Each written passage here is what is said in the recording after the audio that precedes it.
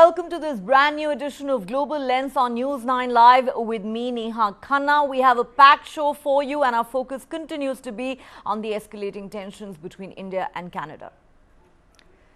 For over a week now, the diplomatic row between India and Canada has been snowballing thanks to Canadian Prime Minister Justin Trudeau's wild charge made in the Canadian Parliament, accusing India of being involved in the killing of Khalistani terrorist Hardeep Singh Nijjar.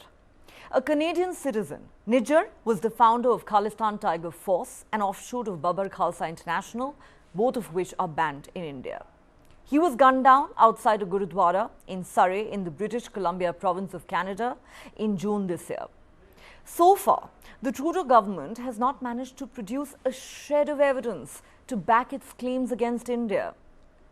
Now, an explosive report by the Washington Post clearly indicates that it is Canadian authorities that have actually botched the investigation into the Nijjar murder case every step of the way.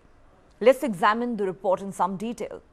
For starters, the police arrived at the scene of the crime some 20 minutes after the shooting, despite the fact that the Gurudwara is in a heavily patrolled area. Next, there was a tussle between the Surrey Police and the Royal Canadian Mounted Police or RCMP, lasting hours over who had jurisdiction in this case. And here's something very significant. According to the Washington Post report, there were at least 6 men and 2 cars involved in this shooting, a white sedan and a silver sedan. According to eyewitnesses who've been quoted by the Washington Post, the white sedan carried the killers. Eyewitnesses described them as wearing a Sikh get-up, with hoodies pulled over small pugs or turbans on their heads and masks over their bearded faces. These men were chased by Gurudwara volunteers.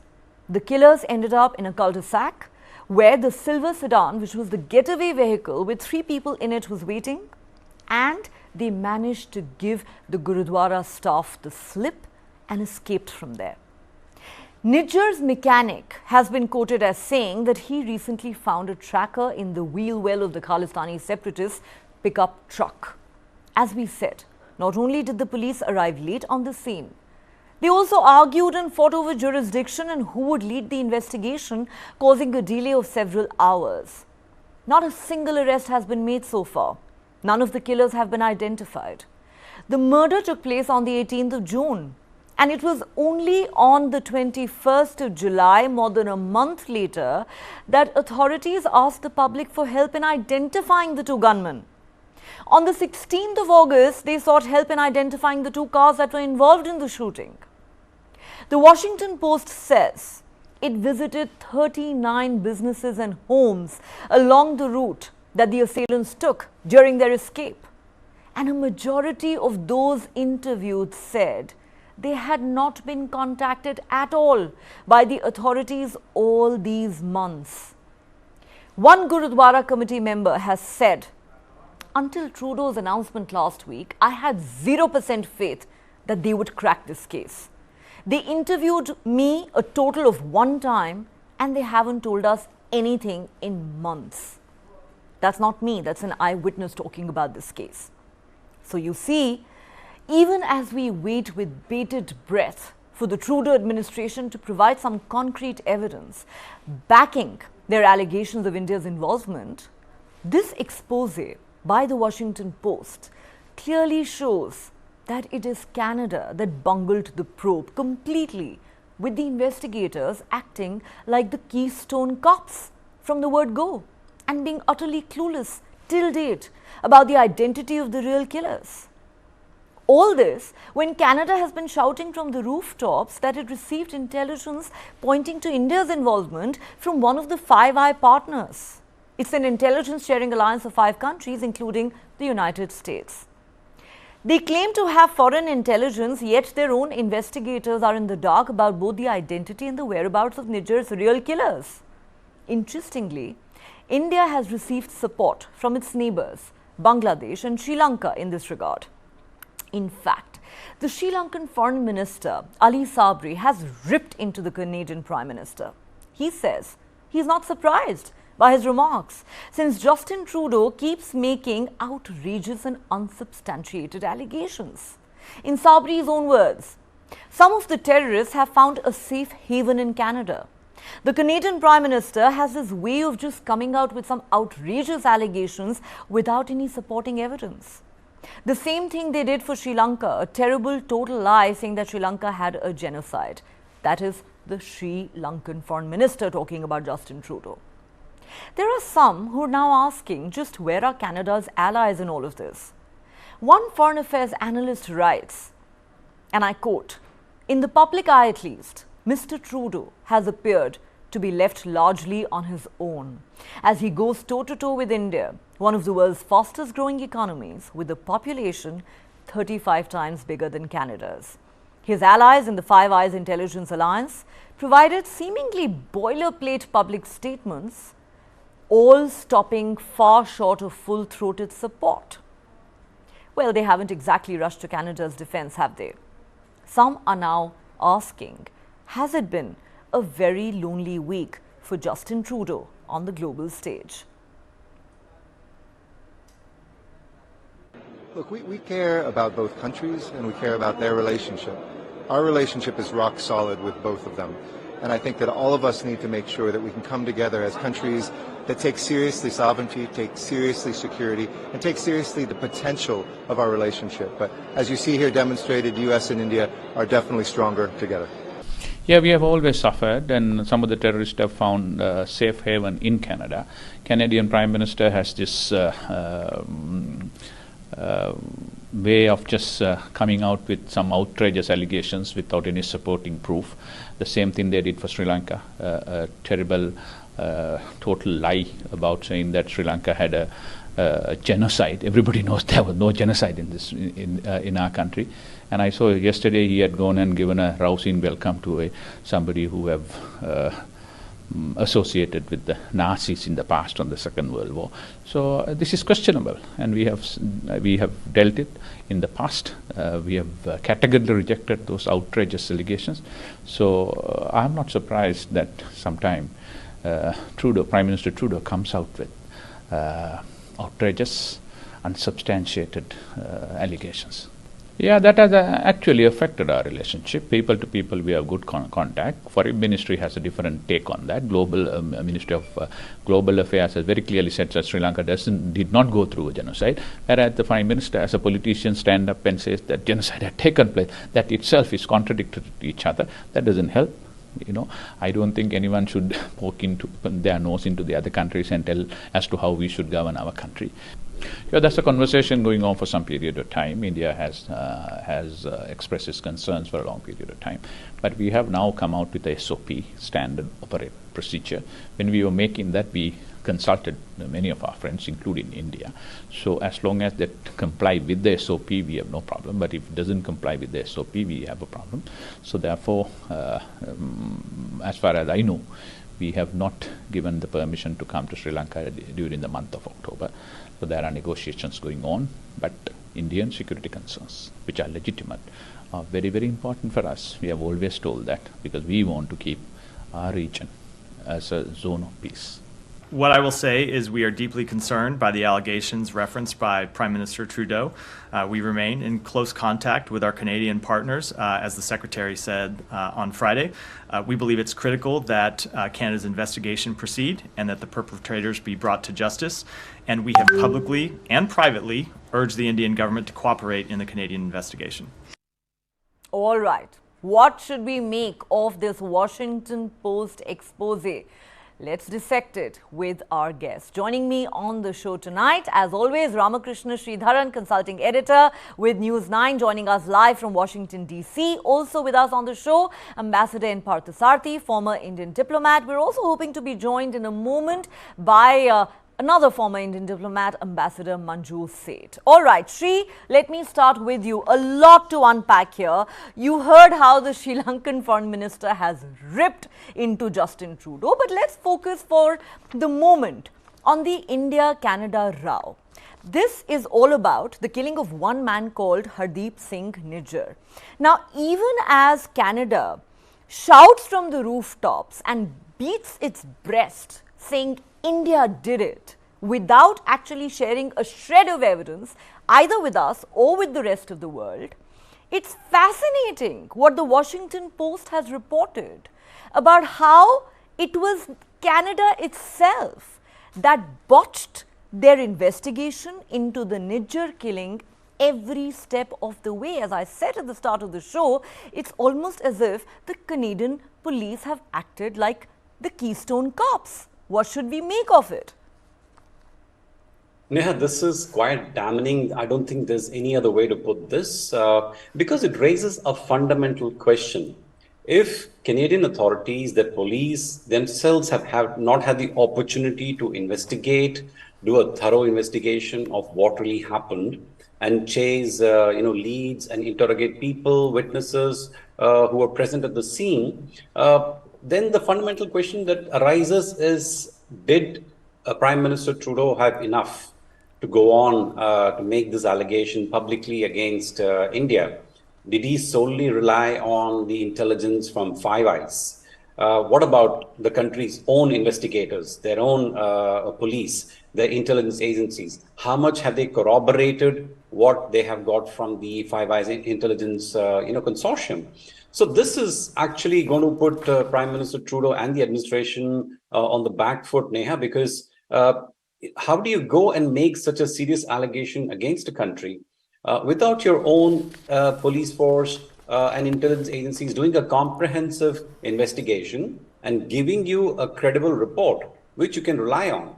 So that it's a very, very fundamental thing. I think the Canadian people, first of all, will want to know, how did this happen? How did the Prime Minister make that statement? So I think this is something Prime Minister Trudeau will have to explain to the Canadian people and to India, of course, Neha.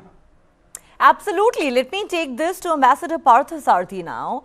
Sir, Canada claims it has foreign intelligence that clearly points to India's involvement in Nijjar's killing. We are still waiting, as I said, with bated breath for Justin Trudeau to share his evidence with us.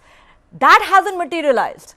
However, if you look at the Washington Post story that's come out today, as she says, it is very damning for the Canadian authorities and for the Trudeau administration. I mean, just look at some of the facts, sir. The cops were first fighting over whose jurisdiction held in this case, who was going to lead the investigation. Then we are told that it took them weeks, more than a month, to even go back to the scene of crime and actually seek the public's help in identifying the killers. For weeks together, they had no idea about what had happened there. The Washington Post says they have interviewed dozens of people who are local area residents who say they've not even been approached by the authorities so far.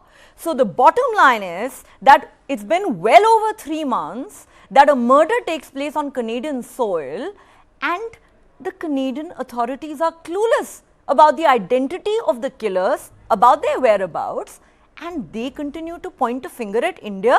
Isn't it time they did some soul searching? In fact, the Prime Minister of Canada made a statement in their parliament saying that they are pursuing the alleged credible clues that maybe Indian agencies are involved. But the truth now is the credibility of the Prime Minister Trudeau, that is in question. If you just go back 2 weeks, India held the G20 summit, which was a resounding summit.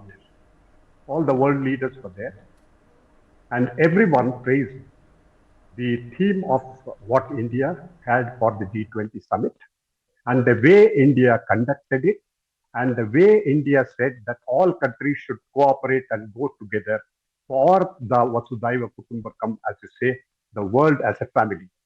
When everything is going well, the Prime Minister, in fact, India has been complaining to the Prime Minister Trudeau that because of their tacit permission, there have been Khalistani elements which have been actually brutally attacking. If you remember last year, August, they attacked one radio journalist, Jyoti Man. And then again, they went and tried to attack the Indian mission. And they even tried to threaten the Indian diplomat. So continuously they have been doing all these things and they're permitting things which are inimical to India's interests. So that's why we were the ones who were complaining, and there was no bilateral meeting with the Canadian Prime Minister at the summit. But then at that time, Prime Minister Trudeau comes to discuss and say that the alleged possibility of Indian agencies involved. And obviously the Prime Minister denies it clearly that there is no basis for it, and there is nothing true about it. But still with all that, what he does is that he goes back and in public, in the parliament, makes an announcement saying that they are following it. I do not know. When there are diplomatic channels are there, diplomatic means are there, what was his pressure or what was his compulsion to make such a public statement? Unless he was under pressure from the Khalistani or the Sikh elements who were trying to say. In fact, while he says that it was India who were trying to interfere in their affairs, it was he. In fact, if you recall, just in 2000, last year, when farmers' agitation was going on in India, he was the one who made the statement about the farmers' agitation that was from where the Sikhs were involved.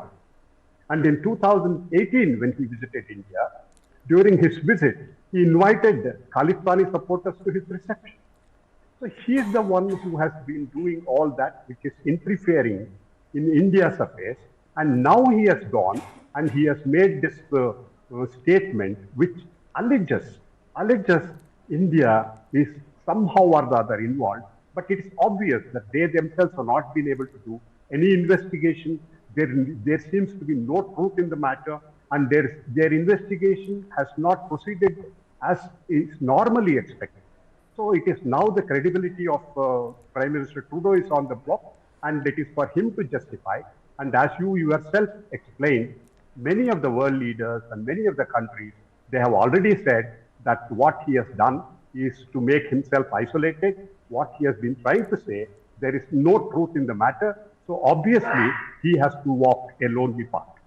It does look that way, sir. The Sri Lankan Foreign Minister has outright called Justin Trudeau a liar. But that apart, Ambassador Manju Seth is also with us. Ambassador Seth, India's External Affairs Minister addressed the UN General Assembly earlier this evening, and he made a significant statement which most people believe is actually aimed at Canada. He said respect for territorial integrity and non-interference in internal affairs cannot be exercises in cherry picking, as has just been pointed out by Ambassador Parthasarathi. When farmers take to the streets in India, Justin Trudeau thinks it is his business to comment on it and to express concern over the farmers' rights in India. And now he is accusing India of interfering in his country's internal affairs, like I keep saying, without sharing a shred of evidence with us.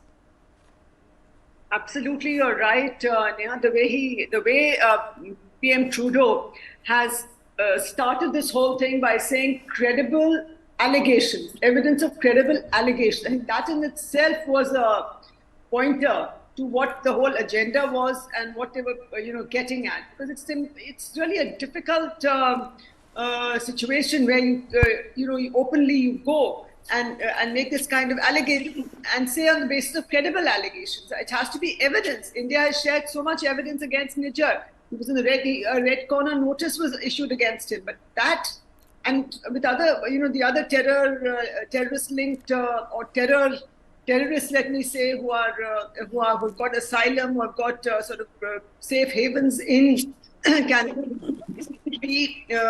action needs to be taken against them. And India has shared credible evidence with them, not credible allegations. And even then, no action has been taken. Even after the recent open threats that were issued against our diplomats and our ambassador, our high commissioner there, our consul generals, I think even then, the government of Canada has been saying it's, they've been justifying it with freedom of expression, under the term of freedom of expression. But that's absolutely ridiculous. If somebody is issuing death threats, that is not freedom of expression. Because they were almost, inciting people to go and carry out these threats. So I think the Trudeau government really needs to understand where they are, and the kind of action that they are taking. They are, I think, going to harm them, the people of Canada, of course, and the relationship with India is only going to get.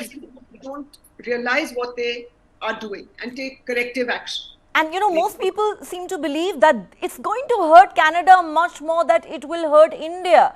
Before I take this back to Shri Ambassador Seth, I want your thoughts on, you know, another story that we're focusing on the show tonight. Of course, you know, when you say that Justin Trudeau has talked about credible allegations against India, it's almost laughable. Because it sounds like an oxymoron to me. Either you have an allegation or you have credible evidence. There is no such thing as a credible allegation. But that apart, ma'am, what would you say about the Washington Post report that has come out today, which says that the Canadian authorities completely bungled the investigation into the Nijjar killing case from day one? It's been over 3 months. Not only are they completely in the dark about the identity of the killers and their whereabouts, the manner in which they've gone about investigating the case is laughable, to say the least. This has come out in Washington Post today. So the question we're asking is that while Justin Trudeau points a finger at India, doesn't he need to look within and see what's happening in his own country?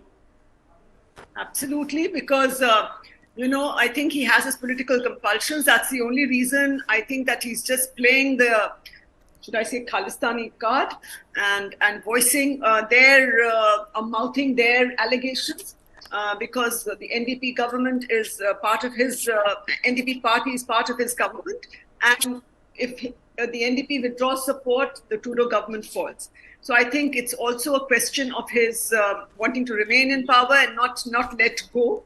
And I think he doesn't know what to do in this situation, because when he went back from India, I think, this is my reading, that when he went back from India and he didn't go back with a possible or a positive reply from India, instead he got a mouthful saying, please take action against all the terrorists and, you know, take action and stop giving safe havens to, giving a safe haven to terror activists who are conducting remote, so to speak, terrorism in India.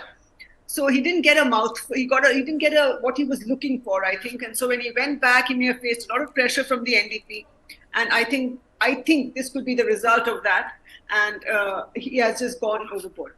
And of course, we must remember that it's only a small percentage of people of the Sikh community which sympathizes or which has this thing for sympathy for the pro-Khalistanis or the pro-Khalistani movement.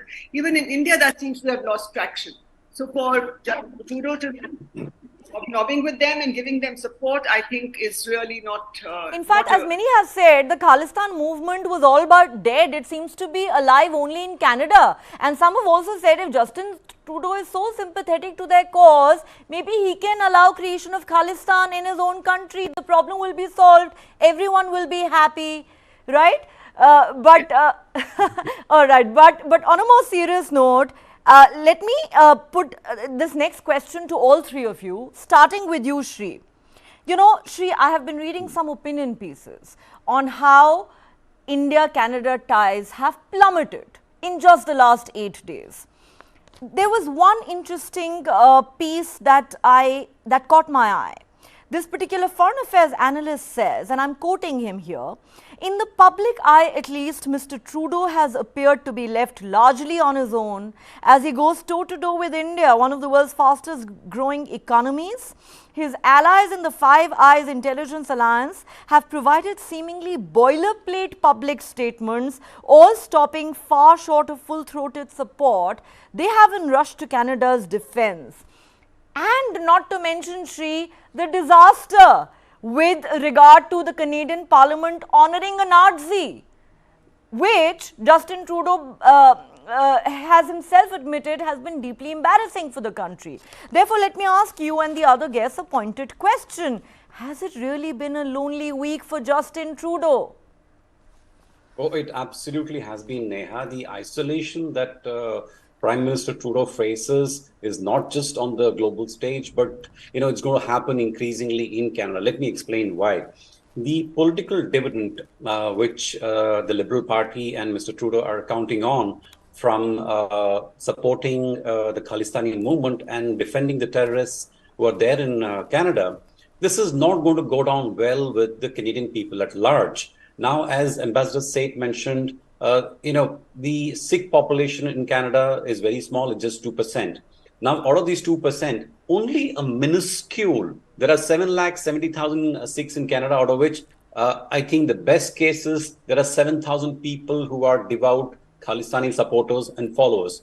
So 7,000 people out of 38 million people, Neha, that comes to that's come to 0.18%, which is 20th of a percent.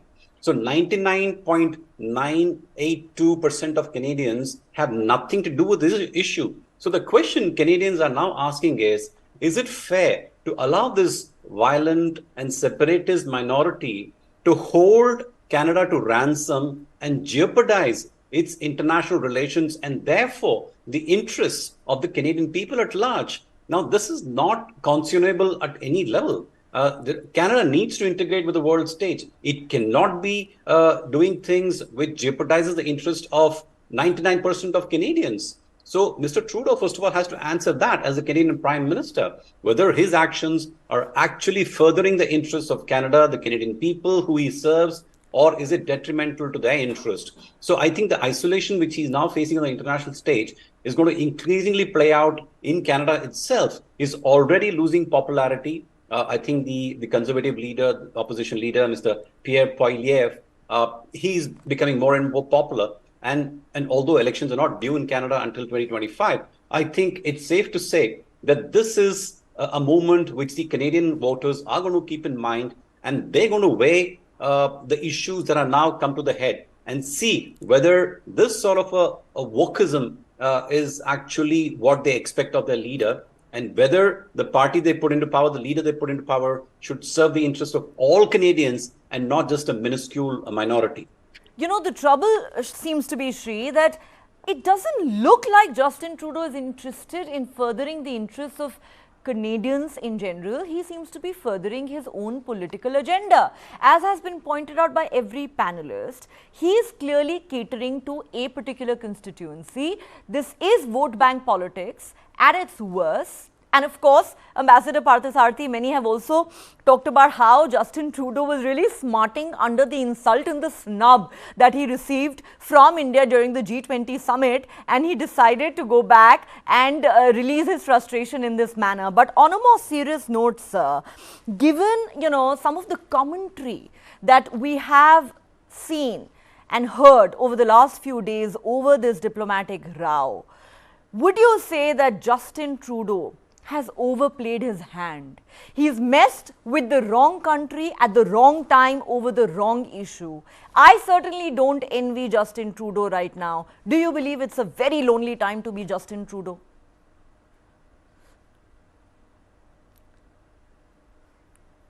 Ambassador Parthasarathy, that's for you. Yeah, I think that is true, because obviously he tried to do that just to get the political support of this Sikh constituency, out of which only a small number of activists are kind of holding him under influence and pressure. In fact, can you imagine any country where somebody takes let's say, a tableau of former Prime Minister of India, like Mrs. Indira Gandhi, yes, in a white sari with blood on it, and then they take it around. It was a celebration, sir. Make no mistake. They celebrated the assassination of Indira Gandhi. That's what it was. And these kind of things are allowed in the name of freedom of speech and democracy. This is not something anybody does it towards a friendly country. But this is not happening right now. This has been happening since 1985. If you remember the Air India bombing, terrorist bombing that took place.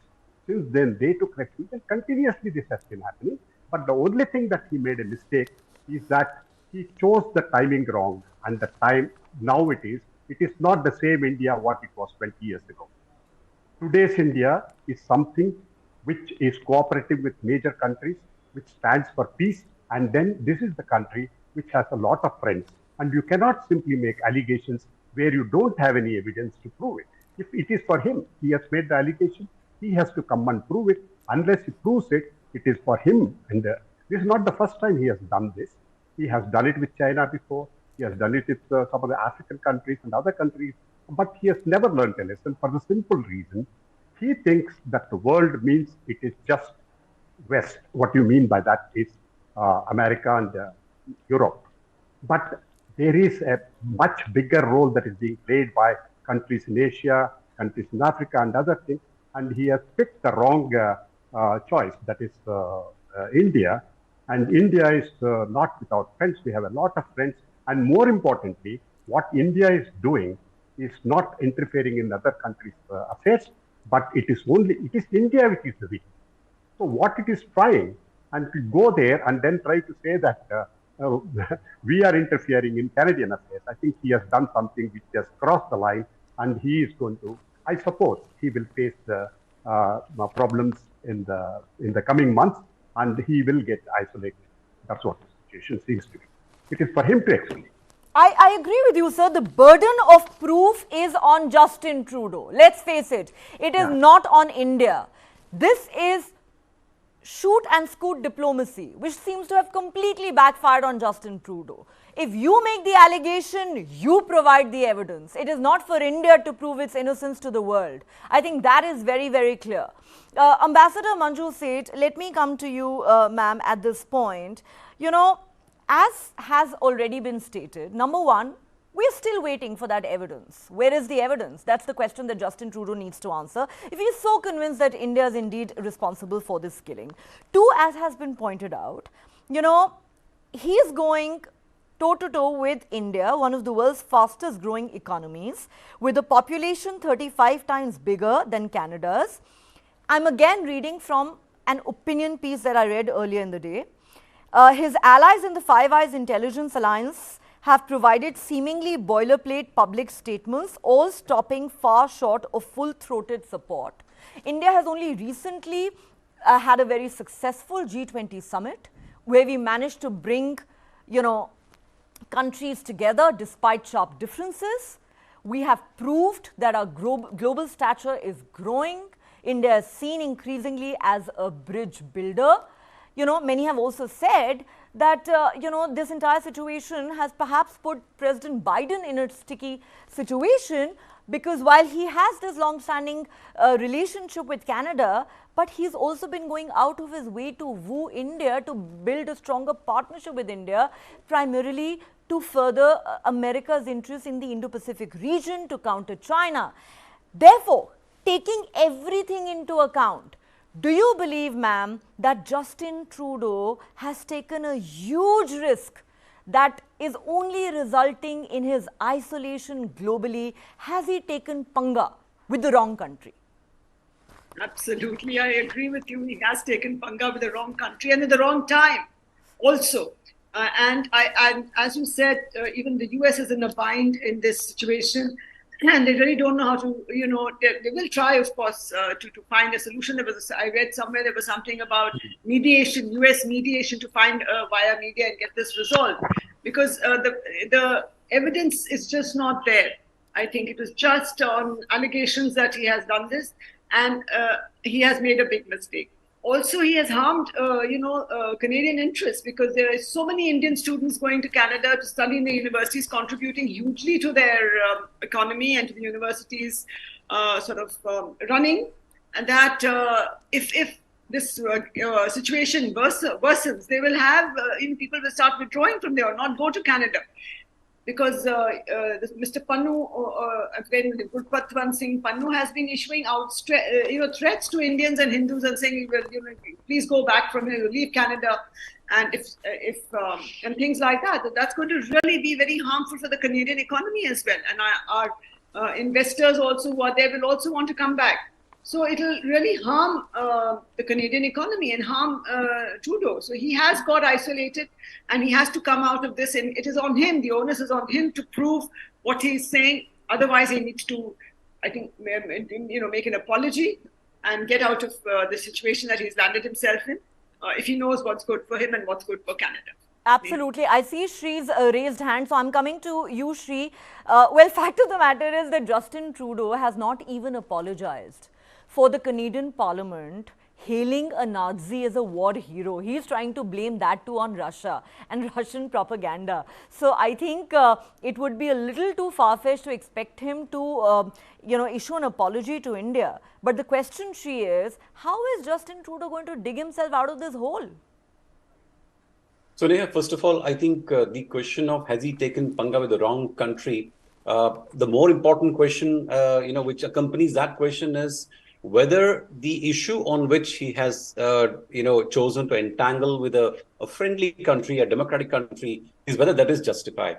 How do you justify defending people who are funding terrorism, urging attacks and instigating people and asking for balkanization of India that's happening on your soil? That is number one. So let me ask a question. If tomorrow the people who attacked, let's say, the Capitol in the US, if they were to go to, Canada, become Canadian citizens and continue, their attacks on the US government, on the Constitution of America, would Canada want to deal with such people similarly? I'm sure not. I don't think US would be that patient with them as they have been with the Khalistani issue. So that is number one. So your question was, how is he going to dig himself out of this? I don't think this is going to be an easy issue for Mr. Trudeau, Neha, simply because, like I said earlier, this is now surfacing several important issues which the Canadian voters, the Canadian citizens need to now weigh as they choose the next government, the next leader. So in a way, Neha, I'm glad that these issues have now come to the fore, they've come to the head, because this has been festering. Canadians are very, very polite people, they're very nice people. And the fact that they're taking in so many refugees every year speaks to how welcoming the Canadian country is. But the politicians should not be allowed to misuse the pressure groups within this immigrant community to damage and compromise the interests of Canada at large, of Canadians at large. So I think it's going to be very, very difficult for Mr. Trudeau to justify his actions and explain to Canadian people why he has chosen to do what he has chosen to do. In fact, if you ask me, I would go so far as to say that the Prime Minister of Canada seems to be giving Canadians a bad name. Ambassador Parthasarathi, it's interesting. Some observers have even said in the last few days that while there is no doubt that through his reckless actions, Justin Trudeau has dealt a body blow to India-Canada ties, but at the end of the day, they say this isn't really a Canada-India problem. This is a Trudeau-India problem.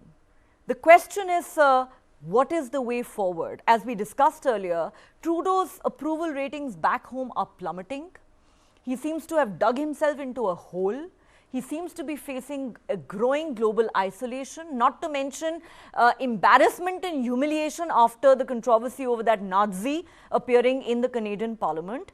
Just what is the way forward, sir, for Justin Trudeau and for India-Canada ties? I think there are two things which are important at this stage, which we should recall. Number one is some of these countries which thought that they will make the rules for the international community and all others should follow because it's going to be a rule-based international order, but they will be exempt from that because they make the rules. They don't have to follow that. They can break the rules. That time has gone.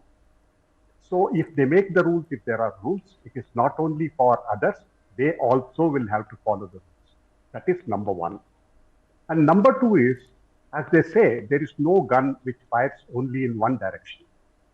So this terrorism and their support for the Khalistani elements and Khalistani support for terrorism as well as terrorist funding and all these are happening now for the several years, but this is not going to be only here. It can also happen in a different way on the Canadian soil itself. So that's what needs to be considered by Mr. Trudeau and whoever is supporting him. More importantly, what has happened because of the statement that is made by the Prime Minister Trudeau and what he has been done, the attention has now been drawn that just because of the act or the pressure or the or the influence of a few elements, it is overall it is affecting the community, the Canadian community. It is affecting Indians who are in Canada who are not necessarily Sikhs. Who are Sikhs, they are also being affected because probably 98% of the Sikhs who are there, they are not the Khalistani supporters, because Khalistan is no more an issue in India. It is only a diaspora issue in Canada. So Sikhs are being affected, other Indians are being affected, and Canadians are being affected. Absolutely. Because there is a lot of investment, there is a lot of trade, and there is a lot of so many other things. We both are friendly countries. There is so much of relations that has been going on. So this one thing that it draws attention is, it shows that a small thing, a misstep, a miscalculation, and something what the Prime Minister does, how it is going to affect the country itself and how it is going to impact even economically and otherwise. So I think it is for him to understand what he has done. At least he should have the courage and conviction that at least now they should take steps to kind of sit together, try to resolve the issue. And wherever they have done, if they have evidence, clear evidence, they should bring it and show it to India. If they don't have evidence, they should accept that. And I think Justin Trudeau might be asking himself at this point, how am I going to walk back from this? Ambassador Manju Seth, I will give you the last word, ma'am. As has been pointed out by both she and Ambassador Parthasarathi, there is no doubt that we have seen way too much hypocrisy and double standards on part of the West for far too long. This has been pointed out by External Affairs Minister S. Jaishankar as well. And he has very rightly and eloquently pointed out today, while addressing the UN General Assembly, that the days of cherry picking are long gone. Our terrorist is a terrorist. Your terrorist is an innocent, law-abiding Canadian citizen, just a poor plumber. That is not going to wash anymore. Justin Trudeau needs to wake up and realize this. Absolutely, and the fact that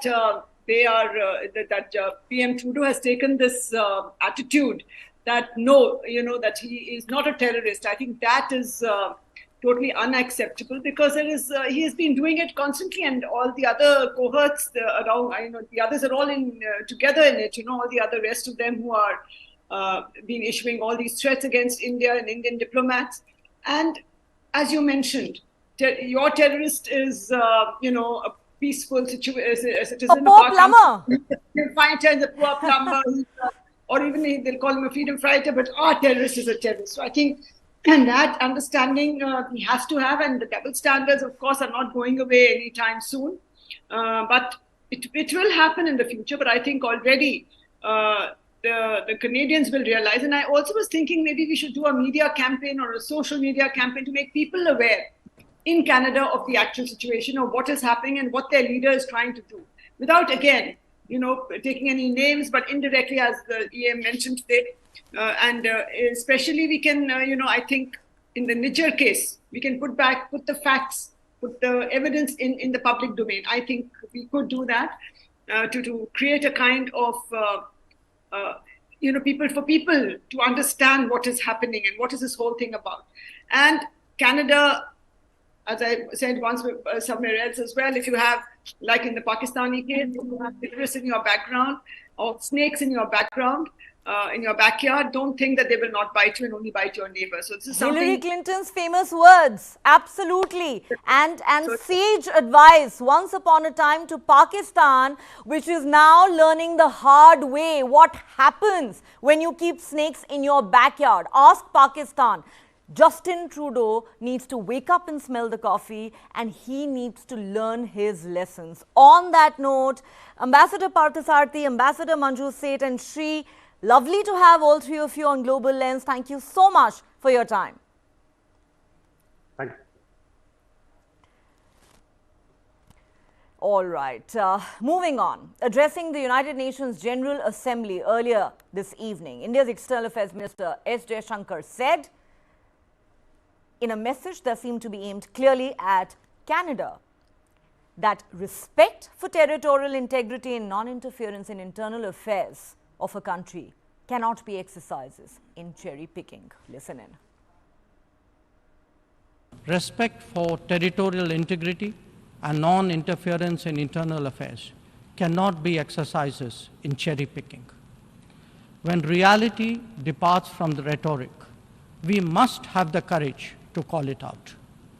Without genuine solidarity, there can never be real trust. This is very much the sentiment of the Global South. We must never again allow an injustice like vaccine apartheid to recur. Climate action, too, cannot continue to witness an evasion of historical responsibilities. The power of markets should not be utilized to steer food and energy from the needy to the wealthy. Nor must we countenance that political convenience determines responses to terrorism, extremism, and violence. Well, it has truly been a lonely week for the Canadian Prime Minister. One marked by isolation, diplomatic disputes, and a gaffe that has sparked global outrage. It's deeply embarrassing. That's what Justin Trudeau said about the Canadian Parliament's praise for a Nazi veteran. Last Friday, during Ukrainian President Volodymyr Zelensky's speech in the Canadian Parliament, 98-year-old Ukrainian Yaroslav Humka was honoured by the Speaker of Canada's House of Commons. The Canadian lawmakers hailed him as a war hero and gave him a standing ovation twice. Guess what? It later turned out that Humka was in fact a Nazi who had served in a Nazi unit during World War II as a member of the 14th Waffen Grenadier Division of the SS, a paramilitary organization that served alongside the German army. The Friends of Simon Wiesenthal Center, a prominent Jewish rights organization, has expressed grave concern, demanding an apology. They've said, at a time of rising anti-Semitism and Holocaust distortion, it's incredibly disturbing to see Canada's parliament rise to applaud an individual who was a member of a unit in the Waffen SS, a Nazi military branch responsible for the murder of Jews and others. This incident has understandably sparked global outrage, not to mention caused a major international embarrassment for Canada and its Prime Minister. And now countries like Russia are seeking an explanation from Canada. Belarus has said it expects an official apology from Ottawa. Many are also asking just how did the Prime Minister's office allow this man to enter the Canadian Parliament without any vetting or background checks? And guess what? Justin Trudeau, instead of apologizing, has turned even this international embarrassment into an excuse to blame another country. He says Russia must not be allowed to use this incident for disinformation purposes against Ukraine. What does Canada's faux pas have to do with Russia, Mr. Prime Minister? Many questions for Justin Trudeau to answer in the days ahead. Well, that's all the time we have on this edition of Global Lens. If you have been, thanks so much for watching. Do join us again at the same time tomorrow.